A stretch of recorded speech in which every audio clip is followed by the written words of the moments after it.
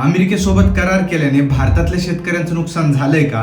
तर गेल्या काही दिवसांपूर्वी मोदी सरकारने ट्रम्प सरकारसोबत एक ट्रेड डील केली, ज्यात अमेरिकेने भारतावर असलेले 50% टॅरिफ हे 18%वर आणलेत. पण भारताने सुद्धा गेल्या 70 वर्षात जे होऊ दिलं नव्हतं ते करून दाखवलंय. जसं की भारतात लाल ज्वारी, सोयाबीन तेल, कुक्कुटपालनासाठीचे खाद्य, जनावरांसाठीचे खाद्य अशा असंख्य गोष्टी अमेरिकेतून आता कोणत्याही टॅरिफ शिवाय भारताच्या मार्केटमध्ये येणार आहेत.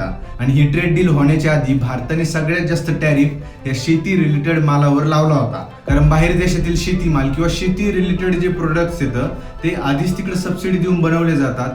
ते जर भारतातल्या मार्केटमध्ये कमी भावात उपलब्ध झाले तर भारतातल्या शेतकऱ्यांचं मोठं नुकसान होईल.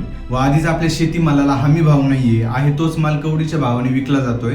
आणि त्यात जर बाहेर देशातून जर माल इम्पोर्ट केला तर आपल्या शेतकऱ्यांचं जगणं मुश्किल होऊन जाईल. आणि फक्त शेती रिलेटेडच नाही तर भारतातल्या छोट्या मोठ्या व्यापाऱ्यांचे सुद्धा या ट्रेड डीलमुळे नुकसान होऊ शकतं असं जाणकारांचं मत आहे. कारण याआधी आपल्या लोकल व्यापाऱ्यांना किंवा शेतकऱ्यांना बळ देण्यासाठी सरकार बाहेर देशातील जे प्रोडक्ट्स होते त्यांच्यावर जास्तीत जास्त टॅरिफ लावायचं, म्हणजे आयात कर लावायचं.